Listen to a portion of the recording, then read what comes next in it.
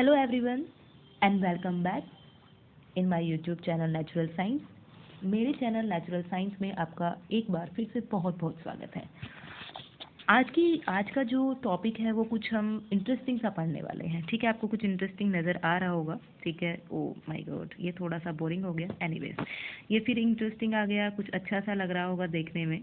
ठीक है, तो ऐसा ही कुछ पढ़ने वाले हैं आज की वर्कशीट के अंदर। हम आज की वर्कशीट शुरू करते हैं बेटा। क्लास 8 का टॉपिक है। क्लास 8 की वर्कशीट है, वर्कशीट नंबर 22 है, डेट है 16 दिसंबर 2020। ठीक है, तो आज हम पढ़ने वाले हैं लाइट के बारे में। लाइट वाला चैप्टर जो हम प्रीवियस क्लासेस के अंदर शुरू कर चुके हैं, उसी के अंदर एक टॉपिक है मल्टीपल इमेज या मल्टीपल रिफ्लेक्शन। उसी को हमें आज की जो वर्कशीट है उसके अंदर पढ़ना है। जब आप मल्टीपल इमेज पढ़ेंगे उससे पहले आपको रिफ्लेक्शन का एक ओवरव्यू होना चाहिए कि रिफ्लेक्शन होता क्या है। हमने जब रिफ्लेक्शन वाला चैप्टर शुरू किया था तो उसमें हमने शुरू किया था कि हाउ डू वी से थिंग्स, हम चीज़ों को किस तरीके से देखते हैं, और ये चीज़ हम पढ़ चुके हैं। ठीक है, तो देखिए, अगर आपको थोड़ा सा भी याद होगा तो हमने ये चीज़ पढ़ी है कि मान लीजिए फॉर एग्जांपल अगर कोई गर्ल है, कोई लड़की है और इसको ये ट्री दिखाई दे रहा है, तो ये दिखाई कैसे देता है, क्यों हमें चीज़ें दिखाई देती हैं जो आपके आमने सामने हैं, कैसे हम पूरे संसार के अंदर जो जो चीज़ें हैं वो देख पाते हैं। अगर हमारे पास आईज़ है तो क्या केवल आईज़ के होने से हम देख सकते हैं या हमें लाइट की भी ज़रूरत होती है, कुछ और चीज़ें भी हैं। ये सारी चीज़ें वैसे हम पहली क्लासेस के अंदर डिस्कस कर चुके हैं, लेकिन फिर भी बिकॉज मल्टीपल इमेज के लिए हमें रिफ्लेक्शन का जो कॉन्सेप्ट है वो क्लियर होना चाहिए, तो थोड़ा सा मैं आपको बता देती हूँ। इस गर्ल को ये वाला ट्री दिखाई दे रहा है क्योंकि यहाँ पर सन है मान लीजिए, और जो सन है उसकी रेज जो है वो ट्री पर पड़ती है। जो रेज जो ट्री पर पड़ती है वही रेज इस ट्री से रिफ्लेक्टेड होती हैं। डिफरेंट डायरेक्शन में रिफ्लेक्शन हो सकता है। रिफ्लेक्शन होने के बाद जो रिफ्लेक्टेड रे है या रिफ्लेक्टेड लाइट है वो इस गर्ल की आई में जाती है। तो जो आई है तब उसको वो ट्री दिखाई देता है, मतलब due to reflection of light, reflection की वजह से इस लड़की को ट्री दिखाई दे रहा है। ठीक है, तो ये रिफ्लेक्शन में हम पढ़ चुके हैं कि रिफ्लेक्शन की वजह से हमें चीज़ें दिखाई देती हैं। अब थोड़ा सा और समझ लेते हैं। देखिए, आपने ये कुछ इस तरीके का देखा होगा कि ये मिरर है, मान लीजिए कोई मिरर है, और मतलब ये मिरर की वो वाली सरफेस है जिस तरफ से आप अपना चेहरा देखते हैं। सुबह को उठते हैं, स्कूल के लिए तैयार होते हैं, खैर अभी स्कूल के लिए तैयार नहीं हो रहे हैं, लेकिन सुबह को जब हम कहीं जाते हैं तो सबसे पहले देखते हैं बाहर जाने से पहले कि हम कैसे लग रहे हैं। तो मिरर की वो साइड जिस साइड से हम देखते हैं, ठीक है, तो वो ये वाली वही साइड है, ये वाली वही साइड है जिस साइड हम देखते हैं।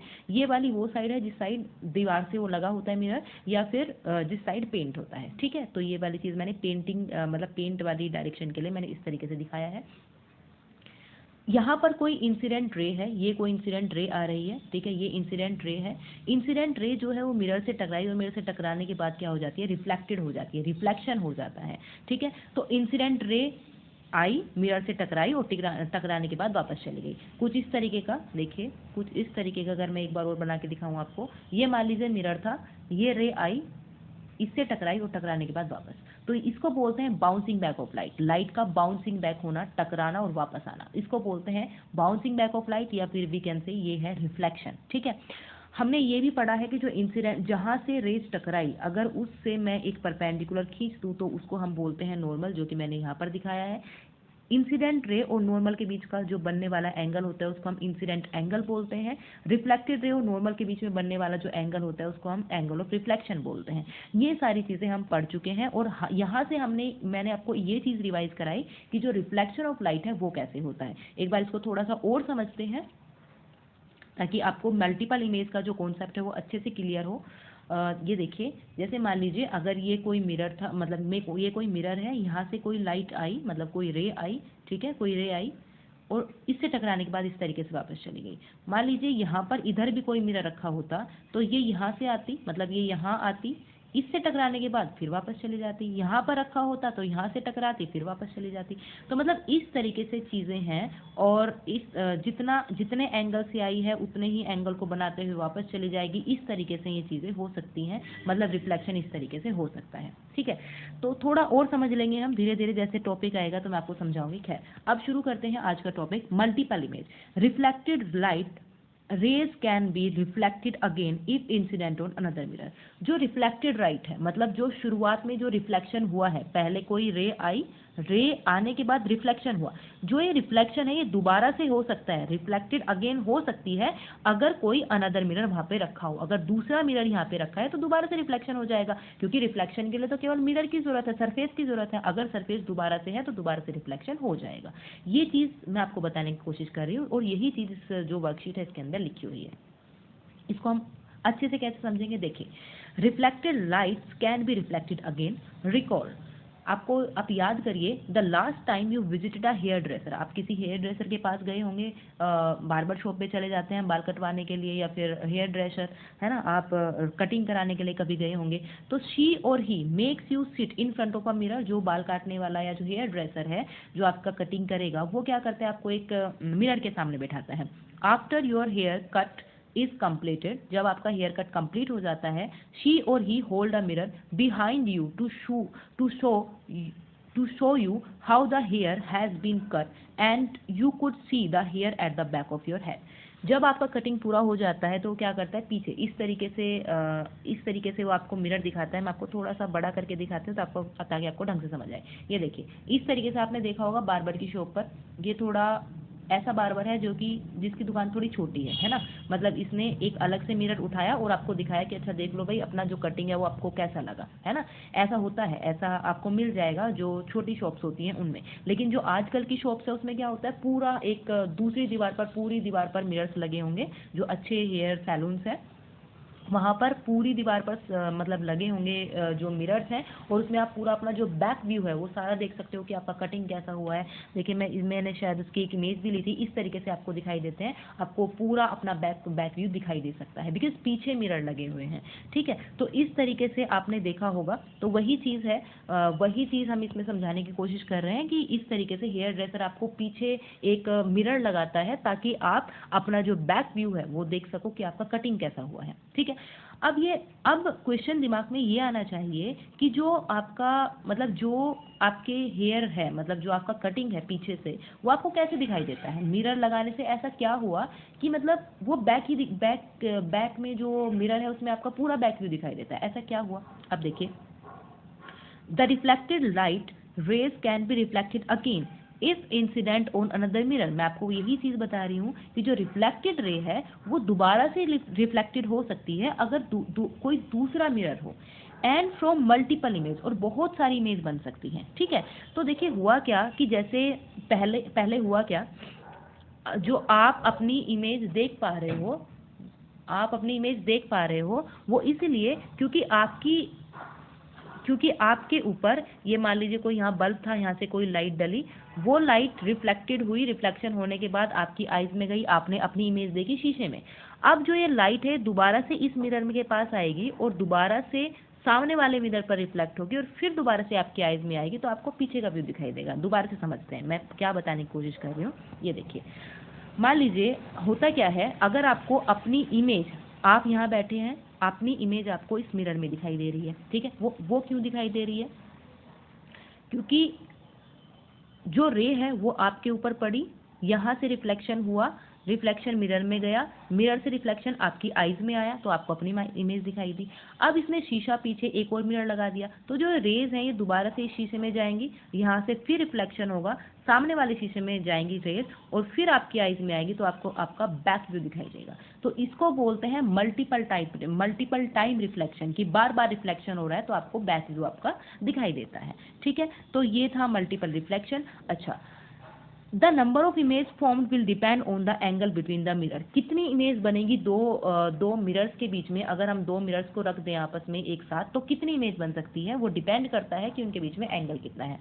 आप इस चीज़ से, यहाँ पे फॉर्मूला नहीं दे रखा है लेकिन मैं आपको फॉर्मूला बताती हूँ, 360 डिवाइड बाई थीटा माइनस 1। इसको हम एक नए पेज से समझ सकते हैं। अगर आपको ये निकालना है कि अगर कोई दो मिरर, मान लीजिए एक मिरर ये है, एक मिरर मान लीजिए मैंने ऐसे रख दिया, ठीक है, ये दो मिरर मैंने रखे, ये दो मिरर 90 डिग्री पर रखे हैं, ये 90 डिग्री का एंगल है ना। तो हमें ये निकालना है कि अगर मैं यहाँ पर कोई ऑब्जेक्ट रख दूँ तो उसकी कितनी इमेज मुझे दिखाई देंगी, तो इसको हम कैसे निकालेंगे। तो इसका बहुत सिंपल सा फॉर्मूला है, n = 360 divide by theta minus 1। आप इस फॉर्मूले में रखिए थीटा की वैल्यू, थीटा मतलब जो एंगल है, तो 360 डिवाइड बाई थीटा मतलब 90 डिग्री माइनस 1। 94 ज़ा 360, तो 4 - 1 मतलब 3 इमेज आपको दिखाई देंगे। आप अपने घर में कर सकते हैं। आप 2 मिरर लीजिए, उनको 90 डिग्री पर रखिए, उसके बीच में कुछ भी रखिए, कोई कैंडल रख सकते हैं, कोई सिक्का रख सकते हैं, कुछ भी वॉटएवर जो आपका मन हो, और उसको रख करके देखिए कि उन 2 मिरर के बीच में कितनी इमेज दिखाई देंगी। आपको 3 इमेज दिखाई देंगी, क्योंकि जो एंगल है वो 90 डिग्री है। इसी तरीके से हम एंगल चेंज कर सकते हैं, डिफरेंट एंगल। जैसे जैसे आप एंगल चेंज करोगे ऐसे ऐसे नंबर ऑफ जो इमेज है वो आपको पता चलती जाएंगी। इस फॉर्मूले में रख दीजिए, आपको नंबर ऑफ इमेज पता चल जाएंगे। 360 डिवाइड बाई थीटा माइनस 1 ये फॉर्मूला होता है। मान लीजिए 90 की जगह, मान लीजिए 90 की जगह जो आपके मिरर हैं, मान लीजिए वो 60 डिग्री पर रखे हैं, तो कैसे निकालेंगे number of image? 360 divide by 60 minus 1। 6 time cut जाएगा, 6 - 1 मतलब 5, तो 5 इमेज आपको दिखाई देंगी अगर आप किन्हीं 2 मिरर को 60 डिग्री पर रखते हो। तो इस तरीके से नंबर ऑफ इमेज निकाल सकते हैं। आपकी वर्कशीट के अंदर ये फॉर्मूला नहीं दे रखा था, मैंने आपको बता दिया। ठीक है, आप देखिए आगे।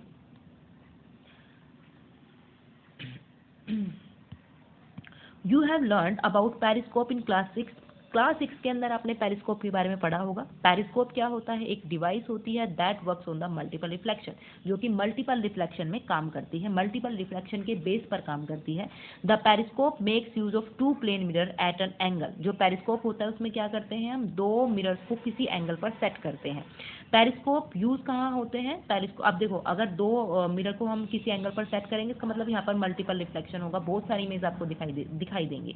Periscope are use in submarines के अंदर यूज किए जाते थे, टैंक्स के अंदर, and also by soldiers in bunker. जो जमीन के अंदर मतलब थोड़ा बंकर्स बनाकर सोल्जर्स रहते हैं, वो बाहर का व्यू देखने के लिए पेरिस्कोप का यूज करते हैं।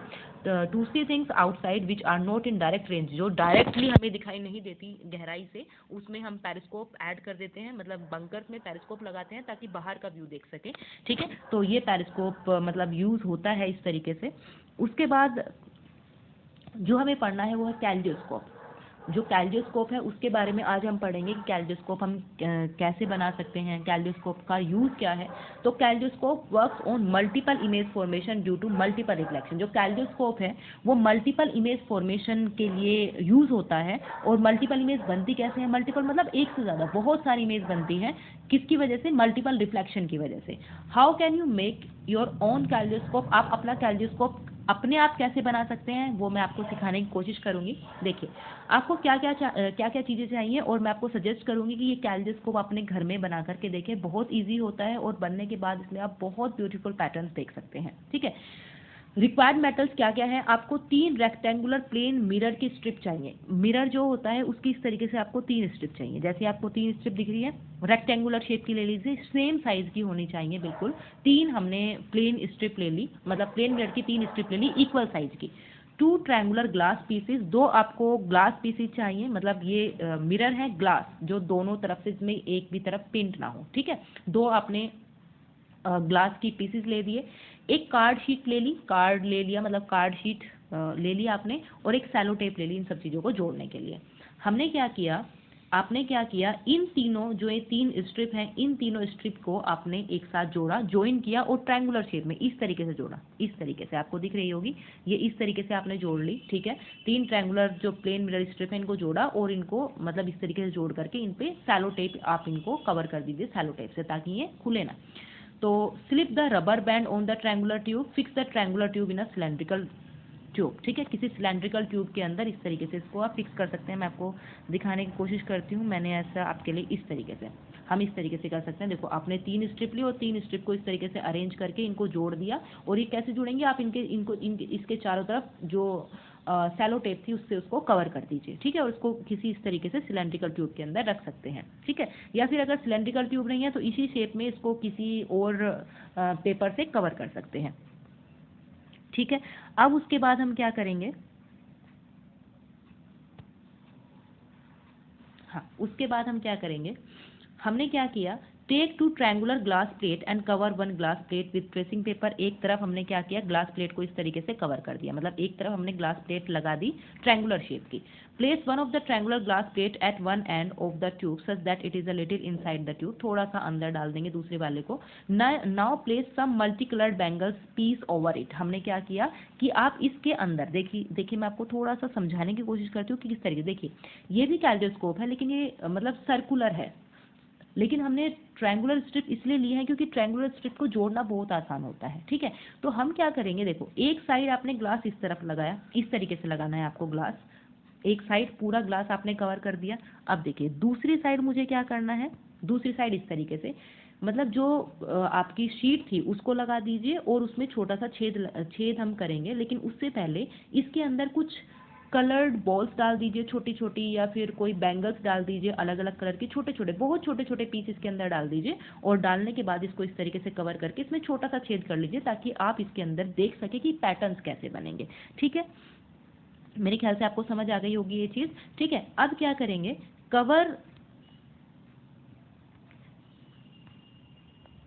cover this end of the tube with another triangular glass plate covered with tracing paper and cover the other end of the tube with a piece of card sheet and make a hole in the center so that the inside view, ये मैंने आपको बता दिया, आपको whole बनाना है ताकि आप अंदर की चीजें देख सकें। एक बार और मैं दोबारा से बता देती हूँ, आपको तीनों स्ट्रिप लेनी है, तीनों स्ट्रिप को आपको ट्रायंगुलर फॉर्म में इस तरीके से जोड़ना है। एक साइड आपको ग्लास प्लेट लगा देनी है और दूसरी साइड आप मतलब जो कार्ड शीट है वो लगाएंगे और उसमें छेद करेंगे।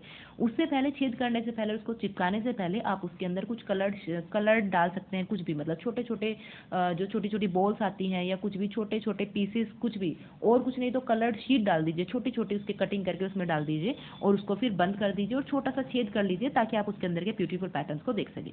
The kaleidoscope is ready, peep through the hole directing the other end of the tube towards light. आप क्या करिए, उसके अंदर देखिए, थोड़ा सा लाइट, मतलब लाइट होनी चाहिए, विदाउट लाइट तो नहीं दिखेगा ना, लाइट होनी चाहिए ताकि रिफ्लेक्शन हो। ठीक है, तो आपको अलग अलग ब्यूटीफुल पैटर्न्स दिखाई देंगे उसके अंदर। ठीक है, तो ये देखिए, ये इस तरीके से आपको अलग अलग दिखाई देंगे। जब आप बनाएंगे तब आपको दिखाई देंगे, कोशिश करिएगा, बन जाएगा, बहुत ईजी होता है कैल्डियोस्कोप बनाना और बहुत अच्छे पैटर्न दिखाई देते हैं। और जो मल्टीपल इमेज है उसके लिए आप इसको भी देख सकते हैं। देखिए यहाँ पर चार अलग अलग ग्लास रखे हैं, बीच में एक कैंडल है और इसमें देखिए कितनी सारी, कैंडल एक है लेकिन आपको इमेज कितनी सारी दिखाई दे रही है। ये मल्टीपल रिफ्लेक्शन का ही यूज है जो आपको इसमें दिखाई दे रहा है। अब हम लास्ट में आ जाते हैं, व्हाट इज पेरिस्कोप। पेरिस्कोप क्या होता है ये आप लिख लेंगे, हम ऑलरेडी डिस्कस कर चुके हैं। How can you see your trimmer hair off your back when you go to the hairdresser. मैंने आपको बता दिया, क्योंकि मल्टीपल रिफ्लेक्शन होता है इस वजह से हम पीछे का अपना जो बैक व्यू है वो देख पाते हैं। आपको कैल्डियोस्कोप की पूरी कंस्ट्रक्शन बतानी है। ठीक है,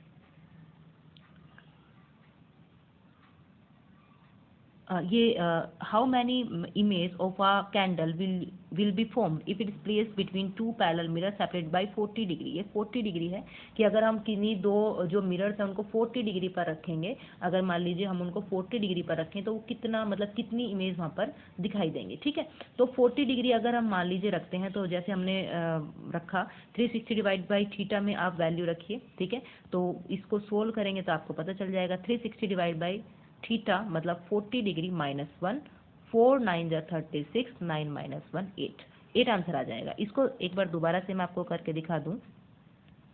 ये देखिए, उन्होंने बोला कि दो मिरर जो हैं उनको, दो मिरर्स को आपने 40 डिग्री पर रखा है, दो मिरर्स हैं उनको हमने 40 डिग्री पर रखा है। ये लगभग 40 डिग्री से थोड़ा सा ज़्यादा है, शायद थोड़ा सा इसको हम कम कर देते हैं। 40 डिग्री के लगभग एंगल हमें बनाना है। 40 डिग्री पर दो मिरर रखे हैं आपस में, तो उन्होंने बोला है कि अगर इनके बीच में कोई कैंडल रख देते हैं, ठीक है, तो उसकी कितनी इमेज बनेगी। तो मैंने आपको फॉर्मूला बताया था 360 डिवाइड बाई थीटा -1, इसमें रखिए वैल्यू 360 डिवाइड बाई थीटा मतलब 40 डिग्री -1, तो ये आएगा 4 9 जा 36, तो 9 -1 मतलब 8 इमेज आपको उस जो कैंडल है उसकी दिखाई देगी अगर आप उस कैंडल को किन्हीं दो मिरर के बीच में रखते हैं जो कि 40 डिग्री पर है। ठीक है, तो इस तरीके से आप निकाल सकते हैं इसका आंसर। और मेरे ख्याल से आपको सारी जो वर्कशीट है वो क्लियर हो गई होगी। आपने मल्टीपल इमेज का जो यूज़ है वो आपने देख लिया होगा। कैल्डियोस्कोप जरूर बनाइएगा, बहुत इजी है बनाना और बहुत सुंदर लगते हैं इसके अंदर के पैटर्न्स।